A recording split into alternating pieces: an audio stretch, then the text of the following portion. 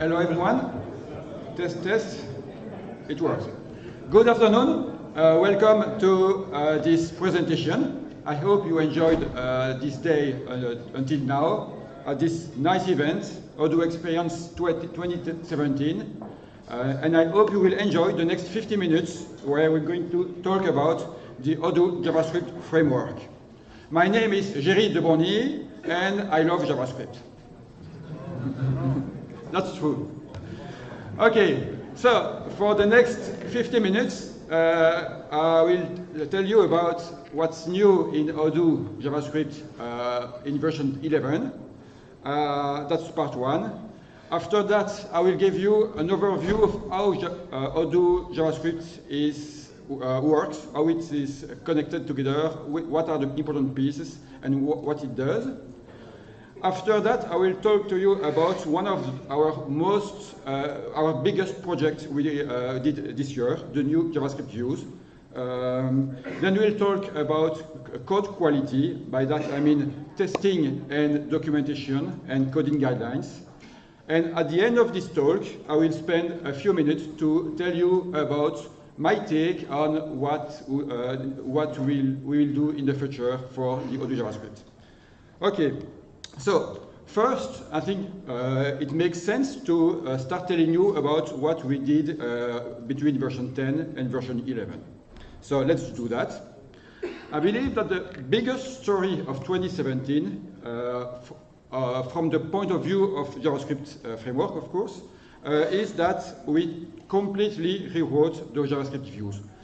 We did not change the API from the point of view of the XML, the Arch, and the Python code, nothing changed on that aspect, but the JavaScript code is completely different. Okay, so that's really a massive project, and I will come back to this in a while. Okay, some people, or maybe many people, said that using line of code as a measure of software quality is a totally dumb idea. They may be right, but I still believe that these numbers tells an interesting story.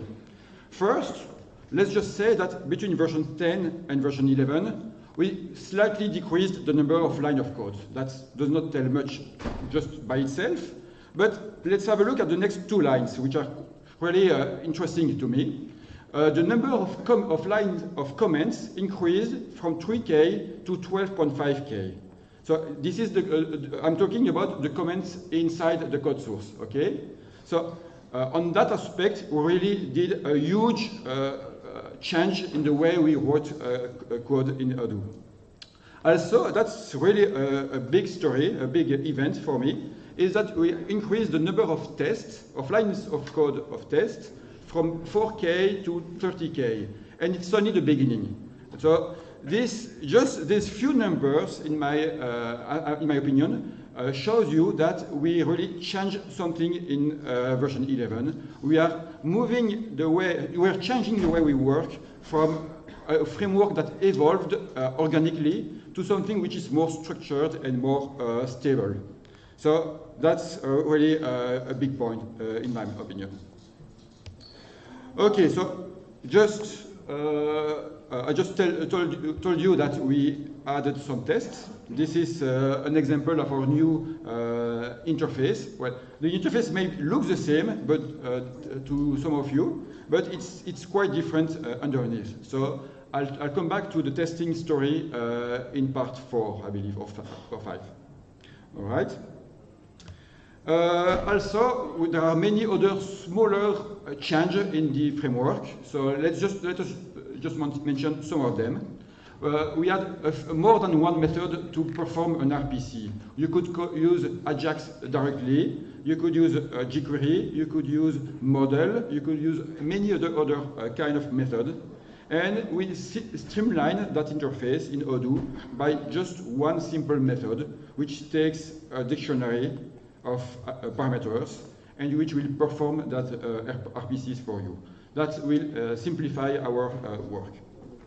Also, we added lazy loading support to widgets. Widgets now can, in a simple way, express that they need a library, a JavaScript library, but that the library should need only to be loaded only when the widget is ready, not before.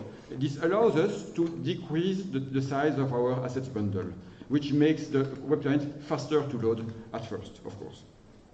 We also added class for manipulating domains and contexts to combine them together. We reorganized the code in a better way. We added some primitives for concurrency programming. We removed some other classes such as dataset and model. So I'm sorry that we changed. That's the bad news.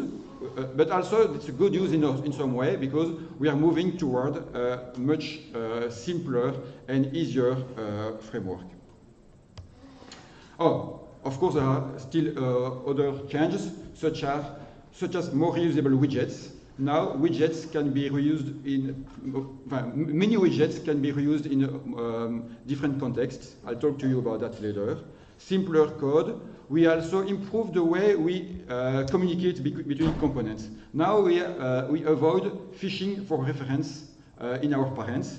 We have simpler way of thinking of how to organize the code. We also added more documentation and coding guidelines. I'll come back to these points in this talk. I just want to stress the point that a lot of stuff changed, and it's going to be much better after this. All right?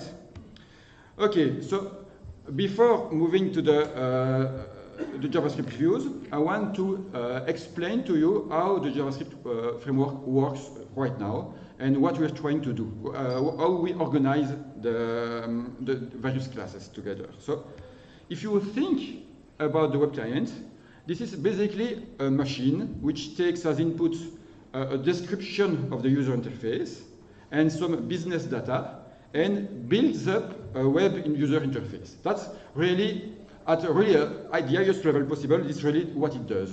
And that's really interesting, the way it is done.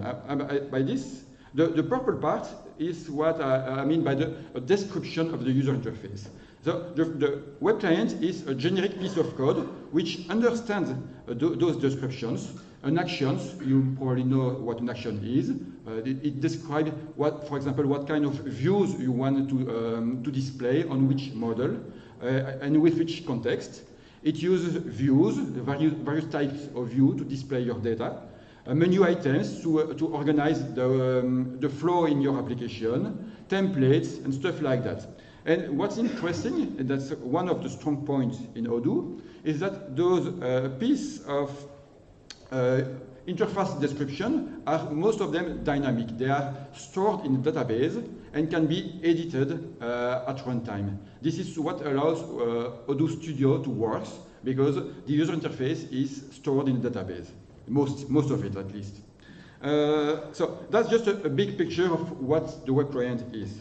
Now, in more details, how the code is actually doing that job. This is a component tree. That nothing really surprising about that. You have the top level component, the web client. This is the element, the widget responsible to coordinate the works between various other sub-widgets, which are, for a few of them are a menu, an action manager, an app switcher. That's a bad name for the home menu, and other widgets as well. Okay, the action manager is an important part of this component tree. The action manager is responsible to instantiate view managers, which will instantiate views. And in this diagram, you can see Kanban controller, list controller, form controller. So this component tree could represent the state of a user interface where you have one action which displays a Kanban view. For some reason, there is another action which displays a list controller and a form controller. And when the user will come back to the breadcrumbs, let's say to the list view, this subtree, the one with a form controller, will be destroyed. So this is a dynamic component tree. Part of the tree will be created at runtime and destroyed at runtime, depending on the user actions. So, well, there's nothing surprising about that. Just to, I just show you that to to give you an idea of how it's organized at runtime. Now, if you look at the code, I like to think about it in terms of layers. That just helps, and working with it, and I'll come back to this picture at the end of my talk. The bottom layer, the one about the one in blue, is the layer about the base utility functions that we provide to the bottom layer, the middle layer, and the top layer. These functions are really basic in some way. For example, you have a bunch of utility functions. You have a really important one, class, which gives you an oriented object programming paradigm in JavaScript. We could use ECMAScript 2015, but we'll talk about that later if you want. There is a widget class, which is the basic superclass of all user interface components. You have time utility functions, registry, event management, and a bunch of other small pieces. One of them is, for example, PyEval, which allows the web client to evaluate expression as if they were Python. Which is useful in many cases, for example, modifiers and stuff like that. The middle layer is about a user interface, about displaying business data to the user. So the main stars of this layer, in my opinion, are views and field widgets. Views are the widgets and class which will display your data.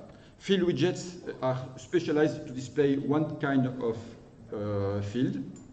And also we have some other services such as notifications, RPCs, Crash Manager, and stuff like that. All of those are services. They can be called by some component. I will explain how, and will perform the job accordingly.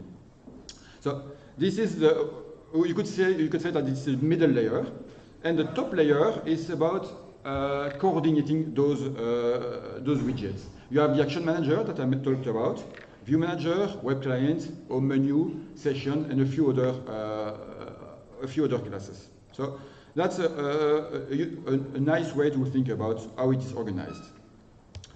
Okay. As you saw before, the components are organized in a tree structure. You have the top level, which is the web client. Then you have sub-widgets, which have other sub-widgets, which have other sub-widgets, and so on.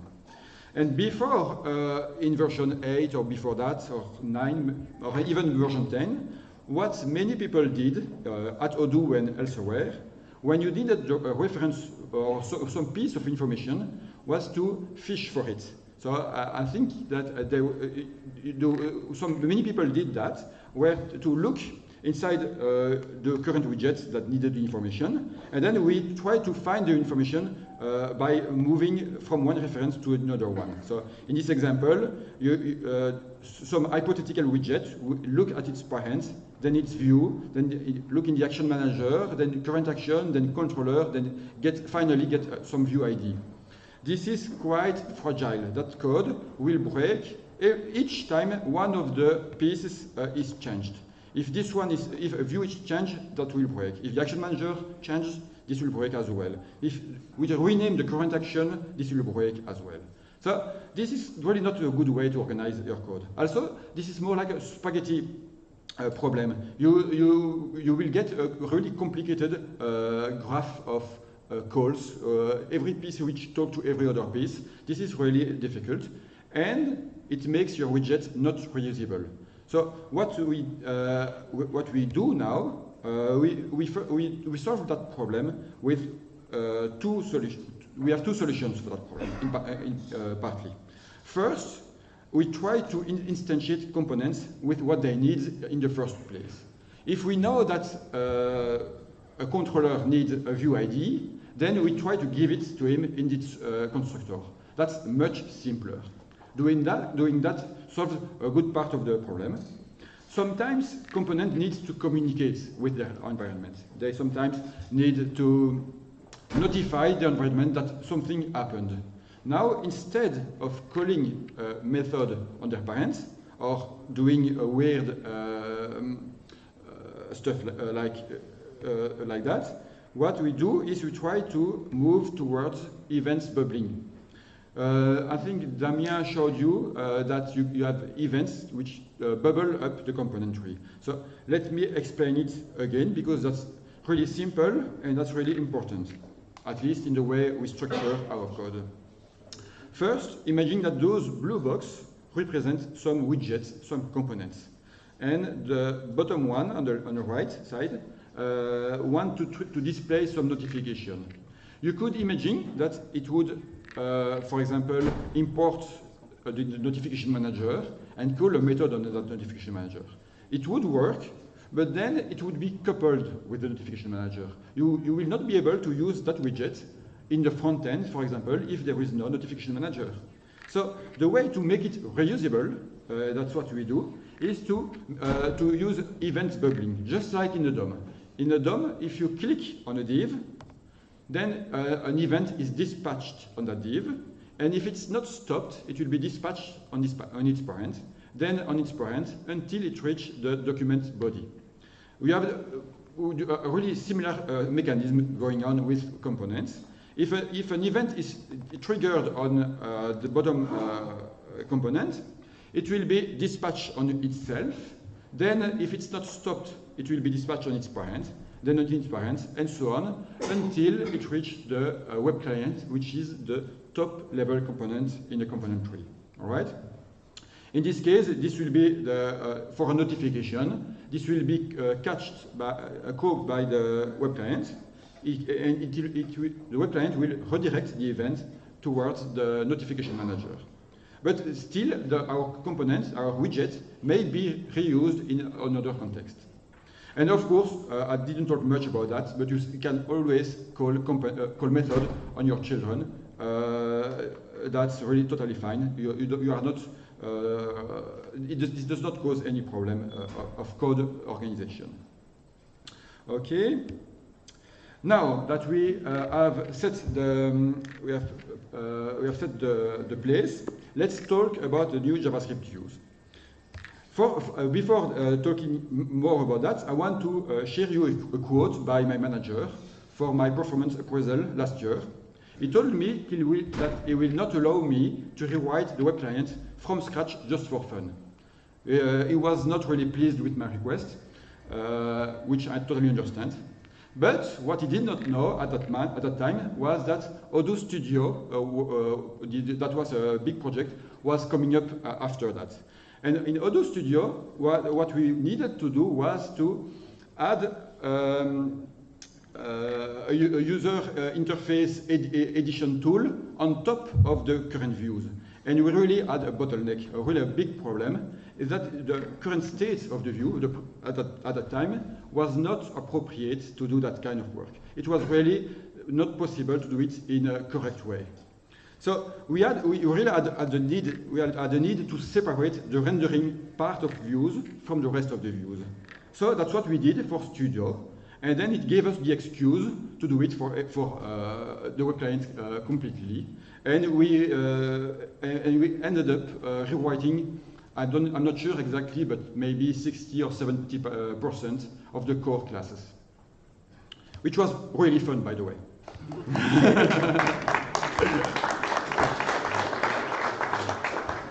Okay, so that was done by adding many lines of code of tests, and that was definitely the biggest project from the framework team in 2017. And I want to thank my team for the hard work. Some of them are there.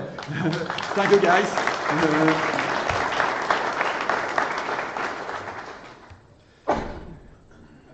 Rewriting those views had one big problem, of course, is that we broke, in some ways, API stability. So I'm sorry about everyone that will need to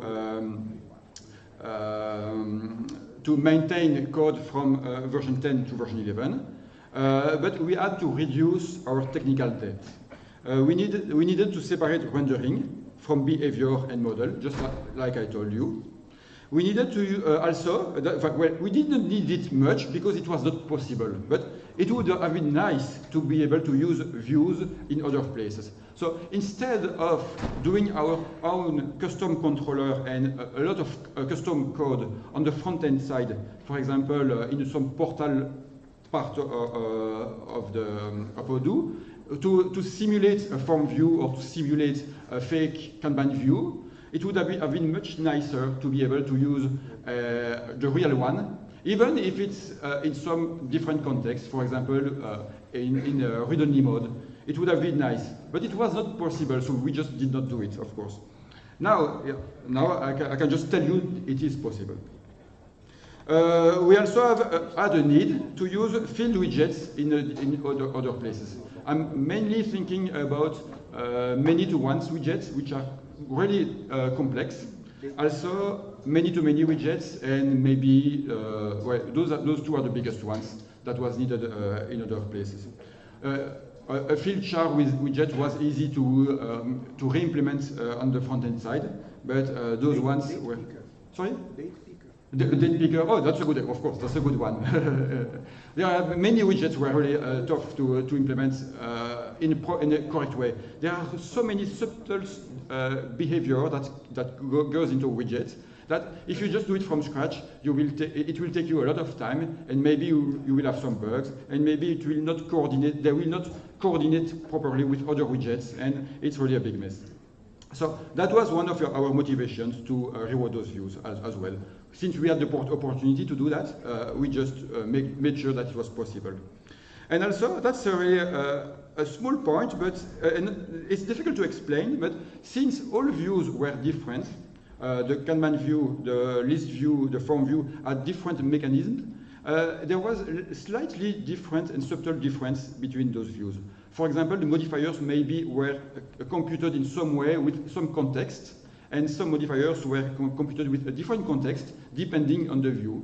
You maybe add some magic key active IDs in the form view, but not in the Kanban view. There were many subtly different behaviors. So we had to, we tried to, as much as possible, bring them together in one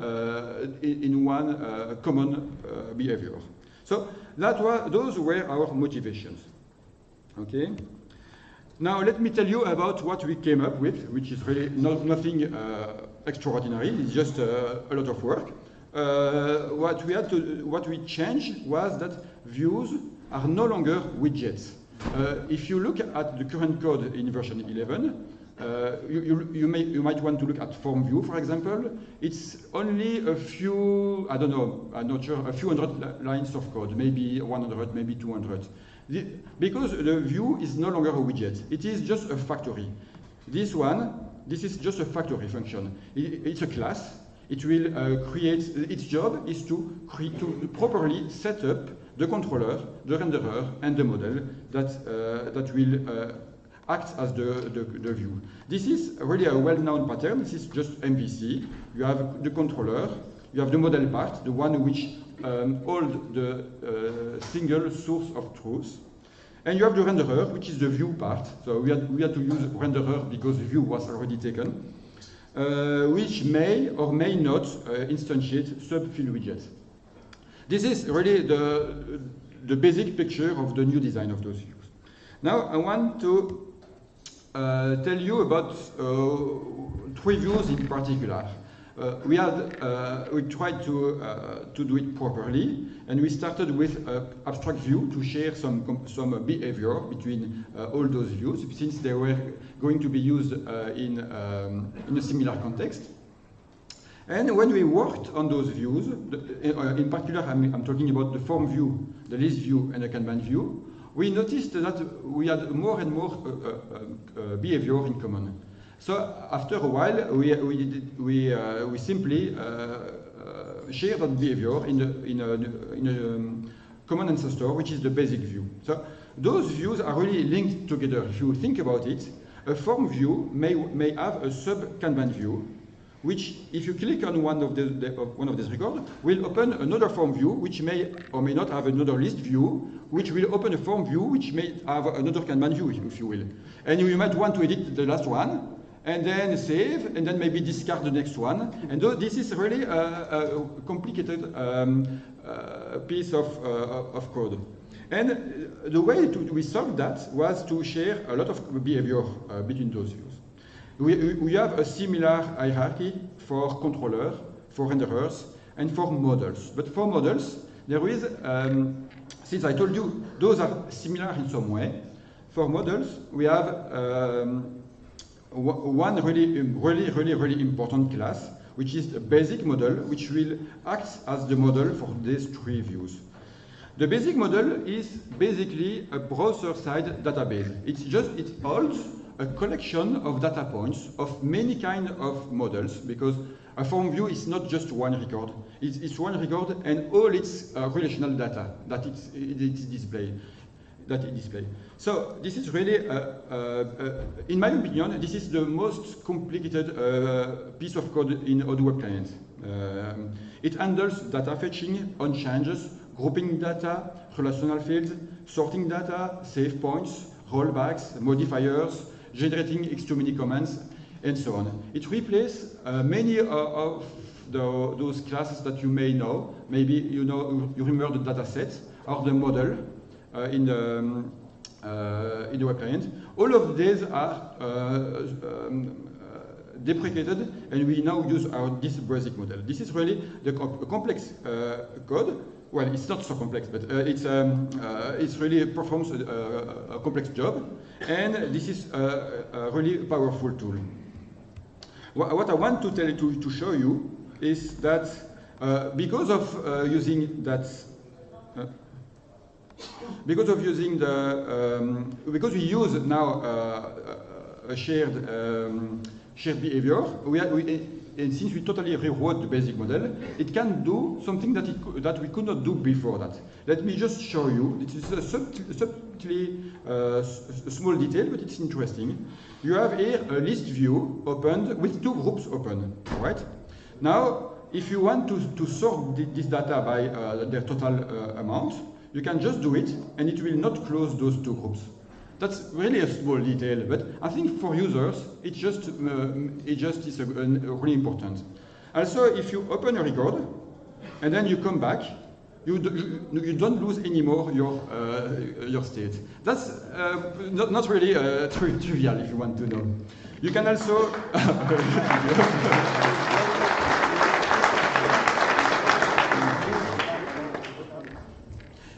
you can also sort data. It will try to keep the data, the open groups open. So if I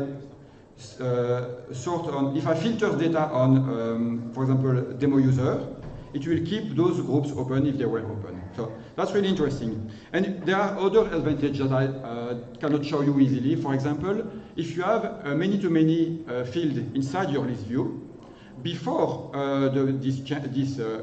before version 11, each line could perform one RPC to fetch the name gets for this many-to-many.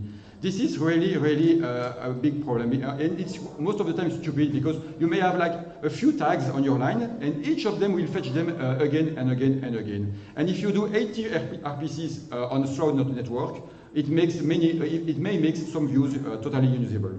So with the basic model now, since it is aware that of the full state of the data which is being displayed, it can batch those comments in just one request. So we solved some problems, many problems with our basic model. So I'm glad that you liked that demonstration.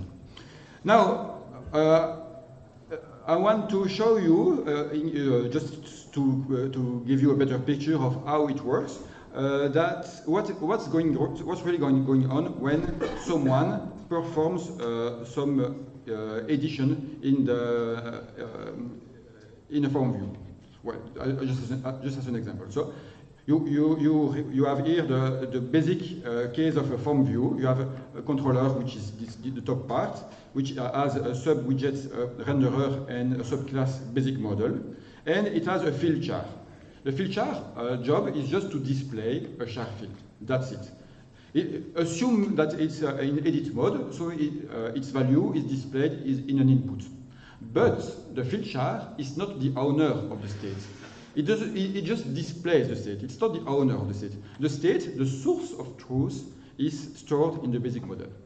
So when the user wants to edit that field, what really happens is that we need to notify in some way the basic model, because he's the one that needs to know about all change. So we trigger, when we edit a field value, we trigger an event which will bubble up, just like I showed you before, and it will be caught by the form controller. The form controller will catch that event, notice that there is a change. It will stop the event in case there is some other controller, and it will notify its model that some change happened.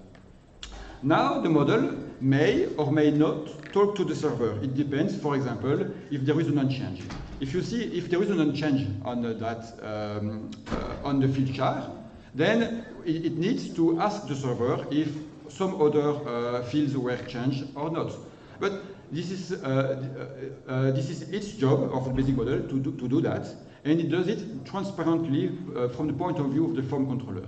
The form controller just notifies the basic model and gets a deferred, a promise, which will be resolved whenever the basic model is ready to confirm that the change is done. Once this is done, the form controller notifies the form renderer. It may be done instantly if there are no changes, for example, or it may take a while depending on your network speed. Now, the form renderer is notified that some fields did change, and it will notify those fields, all of them, the original one, and maybe other ones if they change, and they will be updated to their correct value. And now we are back in the state where each field has its value and which is stored in the basic model. Okay, so that's really a basic flow of what happens for each interaction in the web client, in a form view in this case. All right. I told you that widgets now are shared between those basic views, or maybe I may not have stressed that point, but because those widgets are designed to work in basic views, if you remember, you have three basic views, form view, list view, and Kanban view, and widgets, field widgets are designed to work particularly well in that environment. So this means that actually, you can write one widget and use it in all those views. We had, for example, in this screenshot, what I did is I just added the widget mail thread, which is the chatter widget. I added that widget to the field name message IDs inside the Kanban form view for projects, I believe. So it worked wonderfully. I did not do any other work. It just displayed the chatter for every task in that Kanban view. I don't think it's a good idea to do that in production, but you can if you want. But the point is that each widget can be written once, and it will work for all views. We had some weird problems where we had to rewrite widgets for Kanban view, for list view, and for form view. And sometimes we even had a weird effect before with the previous view.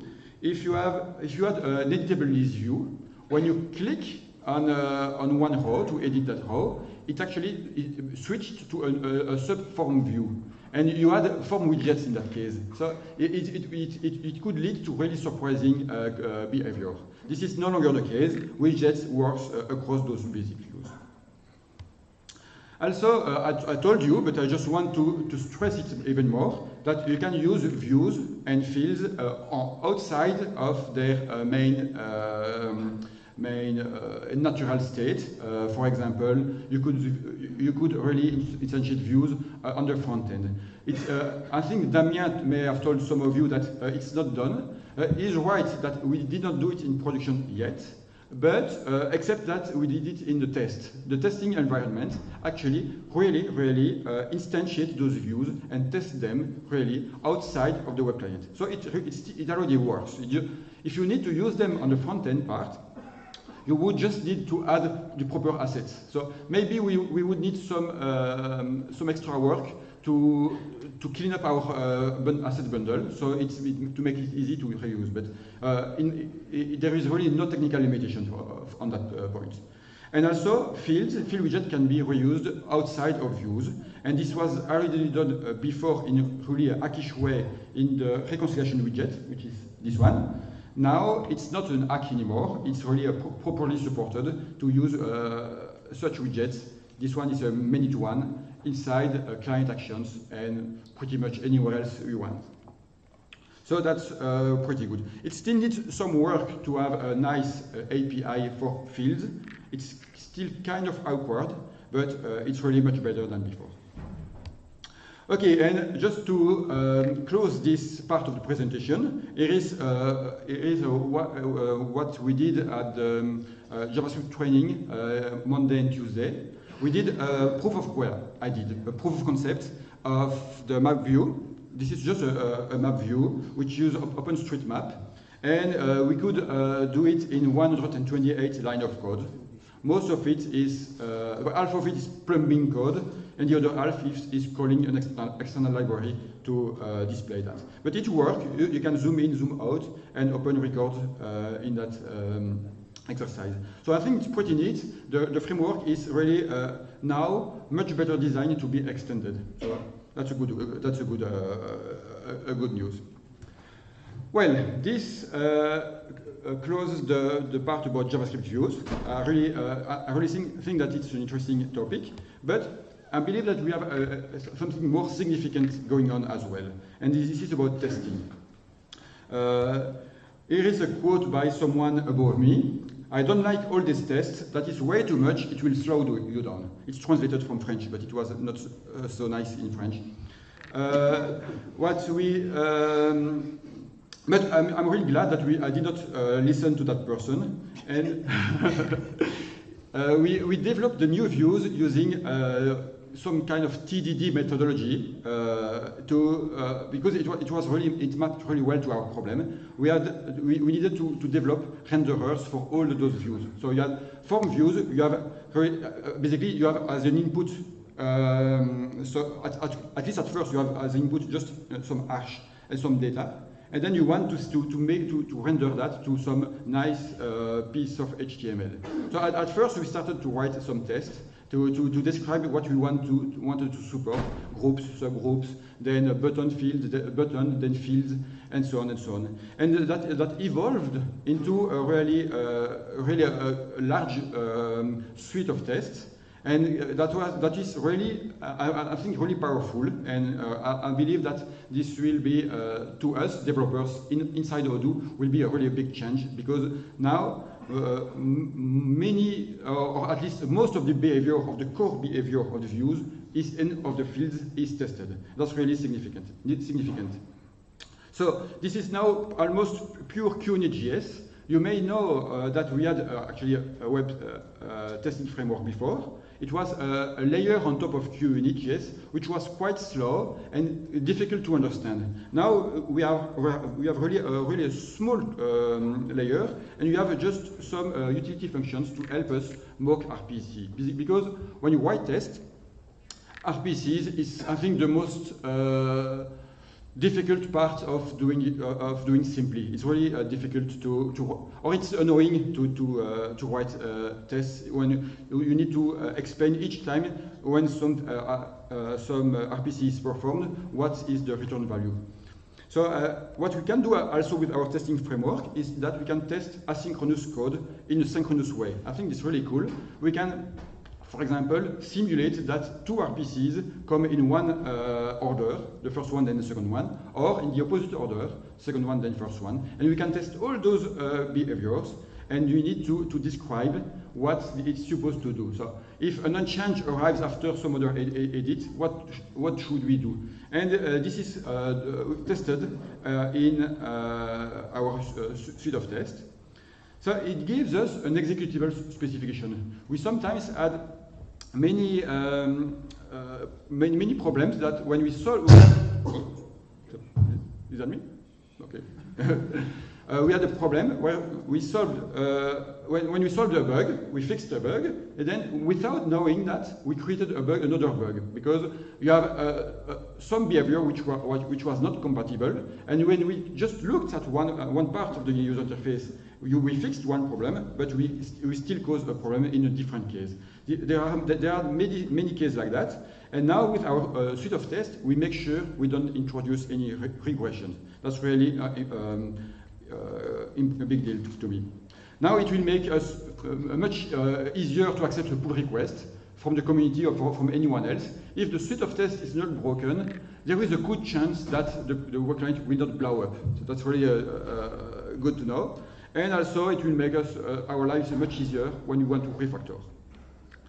Okay, I just want to talk 1 minute about the way we mock RPCs. We have a piece of code which we call the mock server. This is a fake server in JavaScript, which basically is instantiated with some data, which is descriptions of a model, fields, and some fake records. And it simulates the return value from a real server. And when we test views, we basically reroute all RPCs from the basic model to this mock server instead of performing the request. So this allows us to easily mock a bunch of frequently used routes, such as copy, create, default get, fields get, name get, and so on. So the mock server is just a fake, a piece of code which allows us to, in a simple way, describe a bunch of possible answers. And this allows us to write tests in a not so complicated way. So this is just a basic test as an example. In this test, we use a utility. First, let's just talk about that. This is QUnit. I don't know if it's, well, I assume it's too small for you guys at the back, I'm sorry. But what's going on is that we just use QUnit to add a test to its test suite. This is this one test that there are no HTML injection in a char field. And then we use a createView helper, which takes a bunch of parameters, such as a form view, a view class, a model, some fake data, and an hash. Those are the most important ones. And it will use the fake data to instantiate a fake server, a mock server, and it will set up everything properly to dispatch the RPCs to this fake server. And once it's done, we can, in a really synchronous way, work with the view. We can just go look for an input inside the view, and then write something inside this input, then click on save, and then check that everything is properly working. And then at the end, destroy the form. That's just a detail. So these helpers really means that we can test our user interface in a really nice way. Now, some of you probably tried to work with Odoo JavaScript, and maybe some of you were crazy enough to read the documentation. And at least this was not a good idea to read the JavaScript documentation. It is so out of date that it will probably make you lose more time than just reading the code. So I have a bad news first. We did not have time to update it. That's the bad news. But it is at least mitigated by some other factors. First, all the new code is properly documented. So I don't know if I can show you this. Like, well, I guess you won't see much. But let's, it's even more. Let's do that. The gray part is comments. The point is that all of this code is quite well commented, as you can see. So that's really a big change, I think.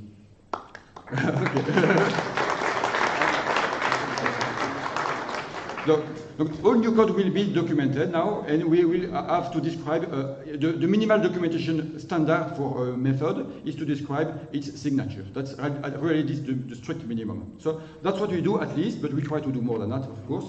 We introduce some coding guidelines. I'll show you just later.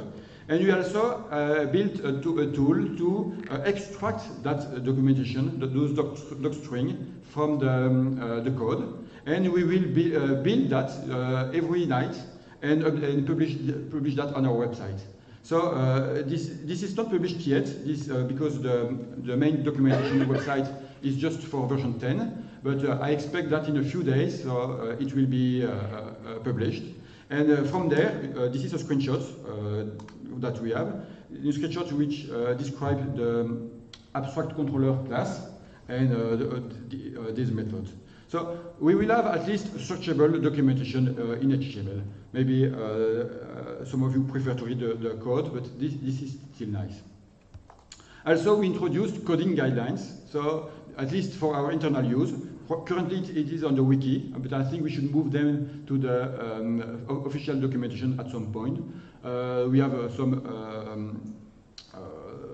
guidelines on many points of writing JavaScript code that you can read if you want, and I think that they really made a huge difference in our code. When you read a new code, you always know how to find the public method, the private method, the handlers, the lifecycle method, which are at the top. You always know how to find the events where they are binded and stuff like that. This is really, this makes my life personally much easier. So I'm really glad about that one. Okay, so I don't know, okay, I still have some time, but I think I'll be slightly faster than needed. I want to take a few minutes to talk to you about what I expect, what you can expect, or what I hope you can expect from the future in the Odoo JavaScript side. So, as you just remember what I told you earlier in this talk, you can think of the web client as 3 layers: the bottom layers, the middle layers, and the top one. The bottom layers, I think, is mostly okay. It's not perfect. It's not well documented. We'll improve that when we can. Some of these functions are not focused really on one task. They may have weird signature, or they may only work in some non-generic case, but it can be improved without breaking everything. So this is most of it is okay. So that one I think should not change much. The medium layer is mostly okay. The medium layer, I'm talking about views, fill widgets. Of course, I hope that it's mostly okay since we totally rewrote that part. But it can be improved, and we'll do that. But most of it is at a really decent quality, state of quality. Now, the top layer, in my opinion, is really too complex, too complicated. It solves the problem it solves is not really difficult. The problem it solves is basically managing a bunch of a stack of actions, maybe 2, 3, 4, 5, 6 actions, which may or may have some views or not. They may be client actions, or they may be act window actions. So the problem is really not difficult. It needs to instantiate views properly, and then to switch back to the correct view when you click on the breadcrumbs. And there is not much more to that, except maybe properly dispatching notifications to the notification manager. But really, this is not so difficult. And it is currently really complex. You have, I don't know, 5K or maybe 10K lines of code to do that. And it's really difficult to work with. So, in my opinion, what we need to do is to keep working on that and to rewrite that top layer. We need to. I think that what I'd like to do is to start from one class, web client, and then maybe another class, I don't know, and remove the view manager, action manager, and web client, and rewrite it in the same way using our new way of thinking software architecture. I'm thinking about event bubbling and reusing pieces and testing code. So that's what I really want to do for the next few months. And I think that change will be much easier than rewriting the views. Rewriting the JavaScript views was really a big project and had really many implications on everyone's work. So we broke a lot of stuff doing that. But I think once we get it right for the Action Manager, View Manager, Web Client, we can switch code without anyone being impacted by that. So I hope that we will do that in the next few months. Also, I think that we are getting close to, but not there yet, but we can have some really high quality developer documentation. So we need to take a few days, weeks to write some documents to explain the overall design, the way you are supposed to solve a particular problem. And it's not so difficult, I think.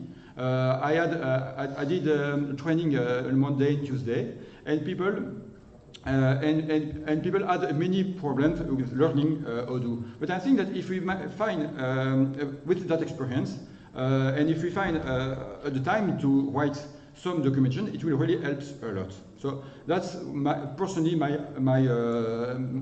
the top of my to-do list as soon as I can get the opportunity. As a medium priority target, what I would like to do is I want to change the widget API.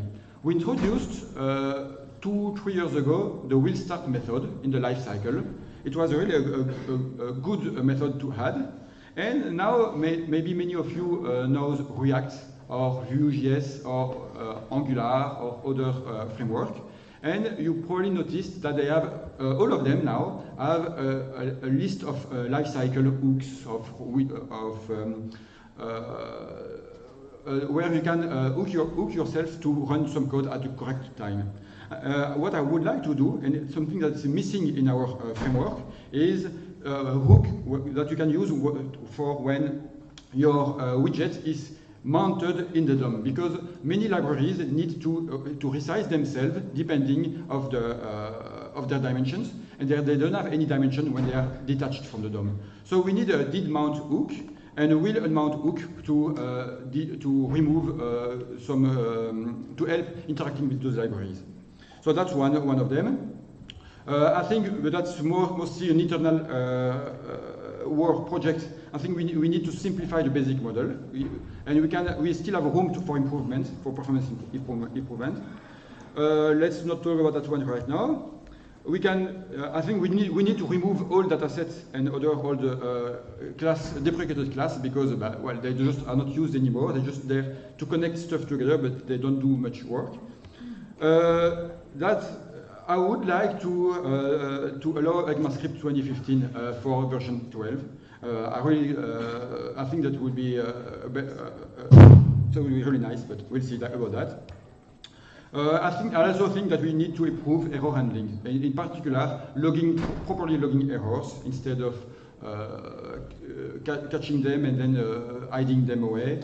We need to be able to recover properly when an error is done. Because right now, you sometimes have to refresh your web client, and it's really a sad state. So I think we need to work on that also. All right. So I think a lot about what makes a good framework.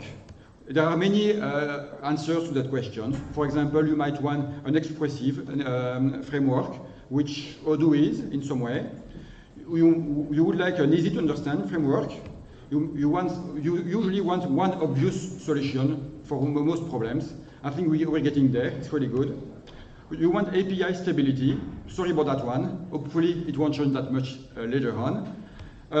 You want consistency. When the developer does something in one state, in one context, you want to have the same result in a different one. And I think we really improved a lot on that one. And in my opinion, Odoo version 11 is really, really, really much better. Thank you for your attention.